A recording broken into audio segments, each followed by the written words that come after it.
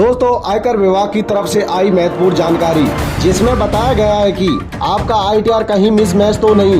Income tax department ने 22,000 tax payers को भेजा नोटिस। यह सभी सूचना नोटिस असेसमेंट ईयर 23-24 के लिए फाइल किए गए टैक्स रिटर्न के लिए भेजे गए थे और सभी नोटिस पिछले 15 दिनों में भेजे गए थे। इनकम टैक्स डिपार्टमेंट ने 22,000 टैक्स पेयर्स को उनके द्वारा इस साल फाइल किए गए इनकम टैक्स रिटर्न को लेकर नोटिस भेजा है। डिपार्टमेंट ने इसकी वजह बताते हुए कहा है कि उनकी कटौती उनके फॉर्म 16 या वार्षिक सूचना विवरण पर दी गई जानकारी से मेल नहीं खाती है। बिजनेस टुडे की खबर के मुताबिक यह सभी सूचना नोटिस असेसमेंट ईयर 23-24 के लिए फाइल किए गए टैक्स रिटर्न के लिए भेजे गए थे और सभी नोटिस पिछले 15 दिनों में भेजे गए थे।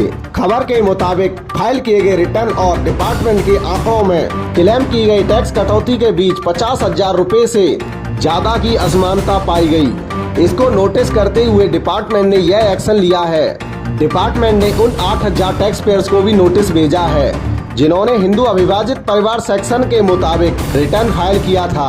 गौर करने वाली बात यह है कि फाइल किए गए ऐसे रिटर्न और डिपार्टमेंट के आंकड़ों में इनकम असमानता 50 लाख रुपए से अधिक थी। इनकम टैक्स डिपार्टमेंट ने हाई नेट वर्थ वाले 900 टैक्स पेयर्स को भी नोटिस भेजा, जहां असमानता 5 करोड़ रुपए और उससे अधिक थी, और 1200 ट्रस्ट और साझेदारी फर्म जहां असमानता 10 करोड़ रुपए और उससे अधिक थी। डिपार्टमेंट के प्राइमरी डाटा एनालिसिस ने करीब 2 लाख टैक्स पेयर्स की तरफ से फाइल किए गए रिटर्न में अनियमितताओं और विसंगतियों की पहचान की है, जिनकी इनकम की घोषणा, खर्च या बैंक खाते का डिटेल डिपार्टमेंट द्वारा उनके बैंक से जुड़े लेन देन के आधार पर इकट्ठा की गई जानकारी से मेल नहीं खाता है। डिपार्टमेंट के एक अधिकारी ने बताया है कि यह पहला नोटिस है। अगर टैक्स पेयर इसका जवाब नहीं देते हैं या कोई स्पष्टीकरण देने में विफल रहते हैं तो ही डिमांड नोटिस पर कार्रवाई की जाएगी। टैक्स पेयर ब्याज सहित अपडेटेड रिटर्न के साथ बकाया टैक्स का भुगतान कर सकते हैं। इसके बारे में विस्तृत डिटेल दे सकते हैं। कुछ मामलों में टैक्स पेयर्स ने अभी तक पूंजीगत लाभ, लाभांश आय को शामिल नहीं किया है और कुछ ने अपने बारे में जानकारी को पूरी तरह से बाहर कर दिया है।